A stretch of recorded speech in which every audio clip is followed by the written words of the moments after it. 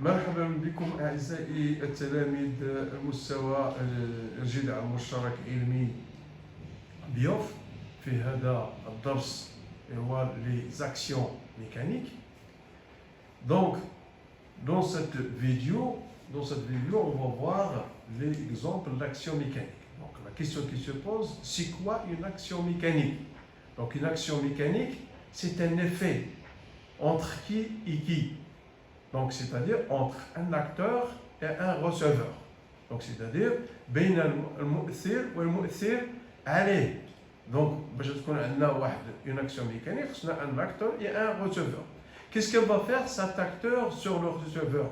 Soit il va changer la direction, c'est le cas par exemple d'une balle, soit le mettre en mouvement, soit changer la direction. Et qui dit vitesse, dit direction, dit déplacement. La deuxième, c'est la déformation.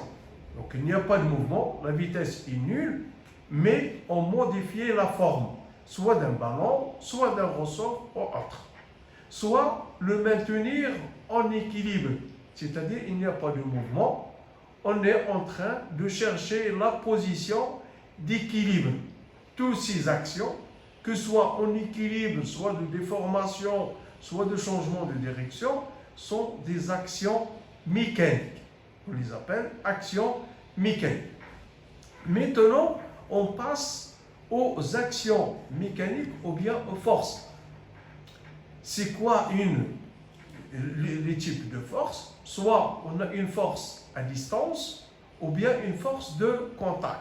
Ça veut dire quoi une force à distance? C'est-à-dire il y a une distance entre l'acteur et le receveur. Dans notre cas, l'acteur c'est l'aimant. Vous connaissez l'aimant jadibia, sur une bille de fer. Donc il y a une distance, il n'y a pas de contact entre l'acteur, c'est l'aimant, et le receveur, c'est la bille de fer.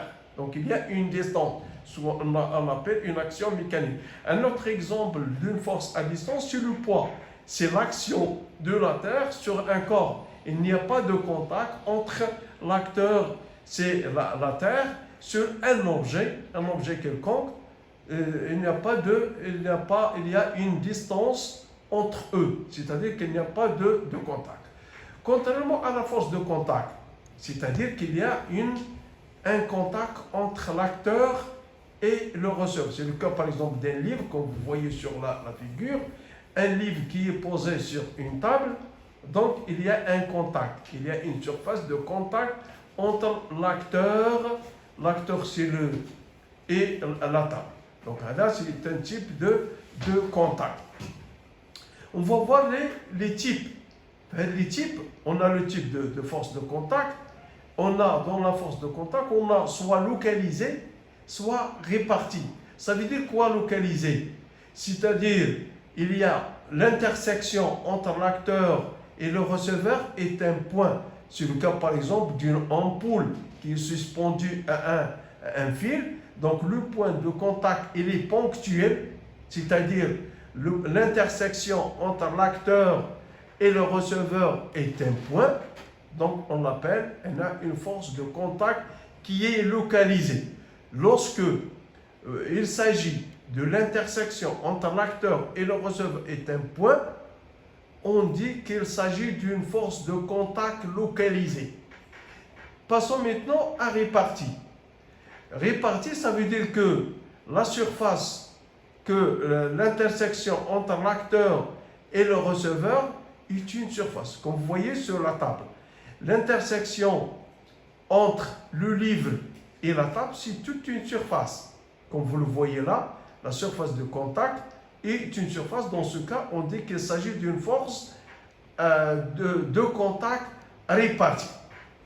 La même chose d'une force à distance, on a vu précédemment que force à distance, c'est-à-dire qu'il y a une distance entre l'acteur et le receveur, mais dans ce cas, on parle de répartie.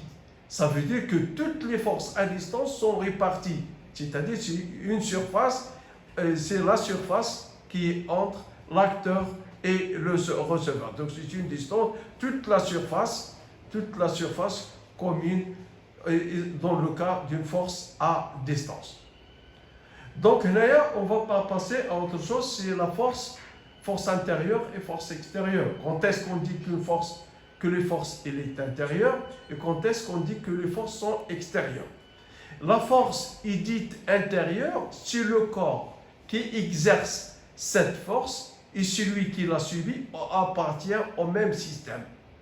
Donc, dans le cas où vous avez la force qui s'exerce, et c'est-à-dire l'acteur et le receveur, il appartient au même système, dans ce cas, on dit qu'il s'agit d'une force qui est intérieure.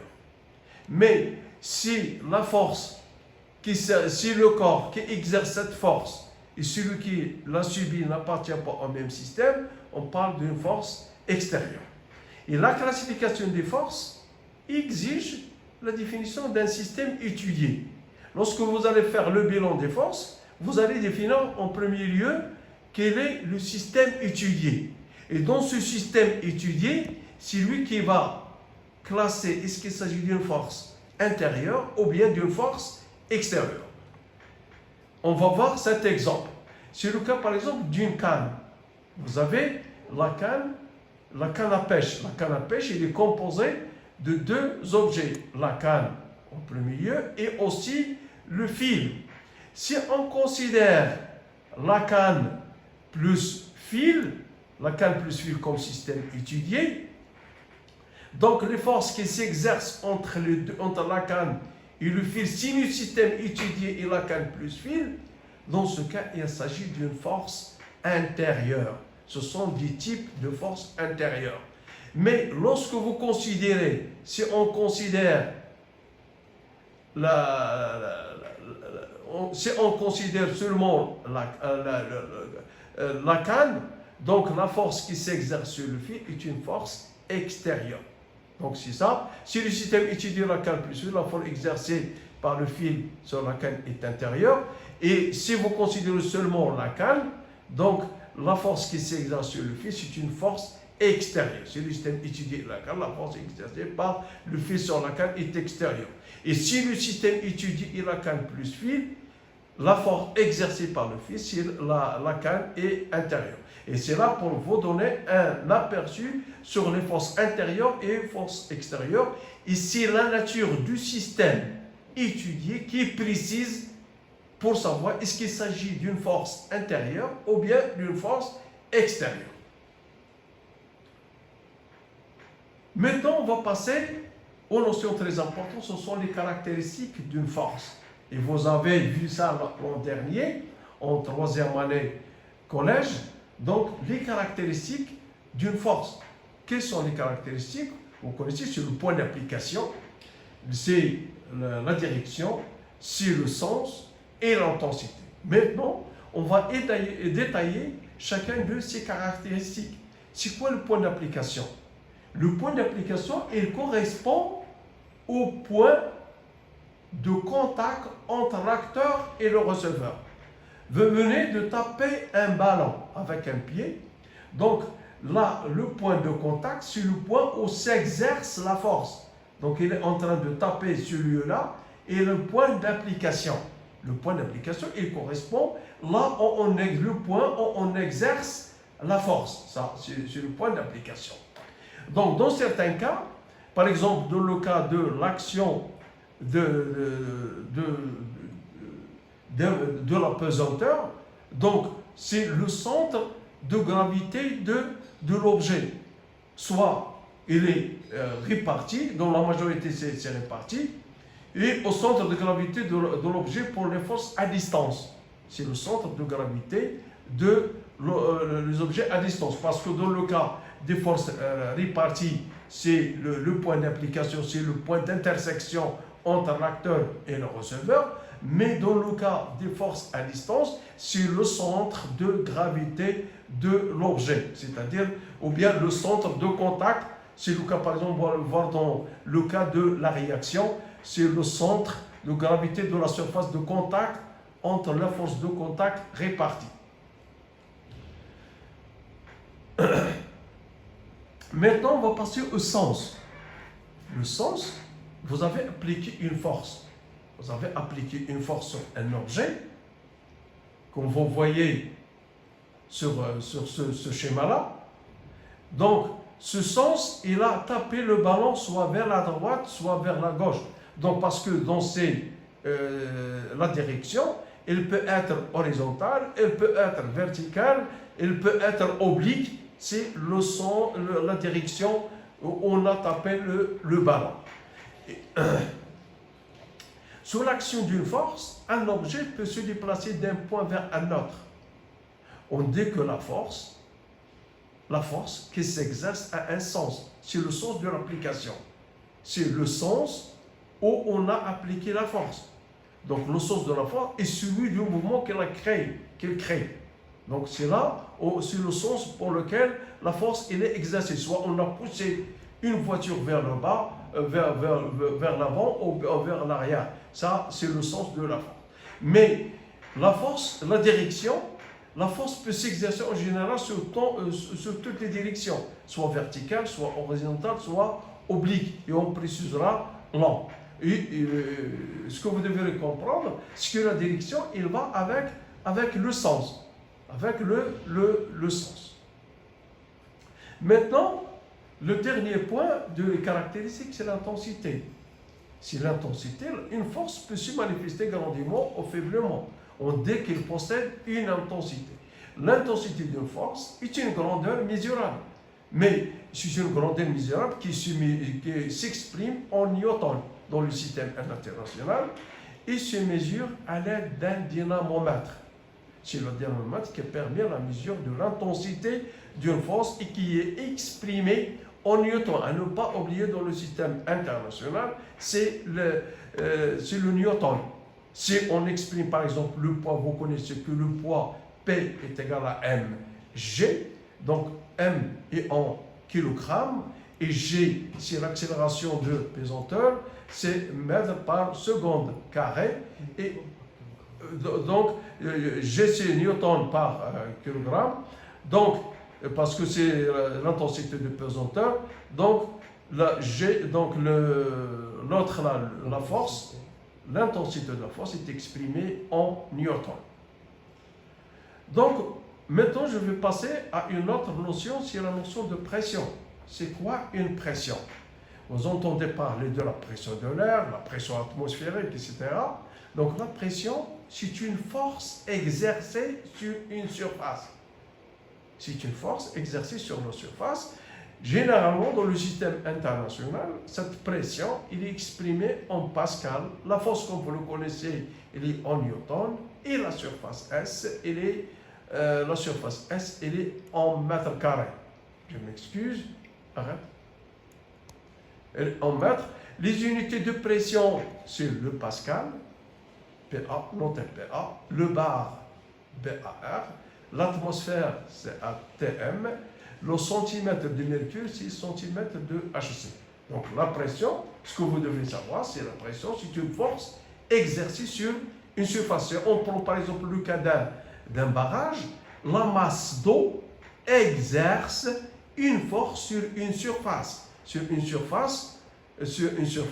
du barrage. Ou bien, par exemple, un bassin. Donc une piscine, l'eau, elle exerce une force sur les murs du bassin. Donc grâce à la masse des poids. Donc il y a une force qui s'exerce sur une surface. Maintenant, on va essayer de voir les différentes relations entre les différentes unités. Donc on va voir que 1 atmosphère est égal à 1,01325 10 à la puissance 5 Pascal. Donc pour un bar qui est 1 kg par centimètre carré, ou bien 10 mètres colonnes d'eau. Ça veut dire que quoi 10 mètres colonnes d'eau? C'est que une pression de un bar, il est capable, si on exerce sur la surface de l'eau une pression de un bar, ça veut dire que l'eau, il peut monter jusqu'à une hauteur de 10 mètres sur une colonne. C'est ça la signification de 10 mètres colonnes d'eau. Ou bien 1 kg par centimètre carré. C'est-à-dire une pression de 1 bar, c'est la force qui s'exerce. 1 kg, il exerce sur une surface de 1 centimètre carré. Donc 1 bar est égal à 10 puissance 5 pascal. Donc 76 centimètres de mercure est égal à 1,01 325 10 puissance 5. Donc on peut conclure que 76 cm3 de mercure est égal à 1 atmosphère. Le pascal est la pression exercée sur un corps par une force de 1 newton sur une surface de 1 mètre carré. Donc c'est ça le pascal, c'est une pression de 1 newton sur une surface de 1 mètre carré. La signification de 76 cm2, si on prend par exemple un bécher qu'on remplit avec de mercure et on met un tube où il y a le vide, ça veut dire quoi le vide? Il n'y a pas d'air, on a vidangé ce tube de l'air. Et on constate que la pression atmosphérique, que l'atmosphère, l'air, il exerce sur la surface du mercure une force. Alors, cette force, elle est capable, donc qui dit force sur une surface, dit une pression, et la remontée de mercure 66 cm de hauteur. Et là, une hauteur, c'est ça ce qu'on appelle, c'est ça la signification de 60 cm de mercure, c'est-à-dire que la pression atmosphérique, il est capable de faire remonter le mercure 60 cm sur un tube. Donc, on a d'autres unités. Parfois, vous rencontrez l'hectopascal. Un hectopascal est égal à 100 pascal. Maintenant, les unités, on a passé des unités de pression, de mesure de la pression. Maintenant, on va voir la pression atmosphérique. C'est quoi la pression atmosphérique? C'est la pression exercée par l'air sur les corps qui sont en contact. C'est une force exercée sur une surface des corps qui sont en contact de l'air. Et généralement, la valeur de la pression atmosphérique à la surface de la Terre est 1,01325 10 puissance 5 pascal. Donc c'est ça. Atmosphère. La mesure de la pression, elle se fait grâce à des manomètres. Des manomètres qui sont exprimés soit en bar, soit en kilogrammes par centimètre, kilogramme force par centimètre carré, soit en hectopascal. Et l'appareil est appelé manomètre. Manomètre, c'est un appareil qui permet de mesurer la pression des différentes unités.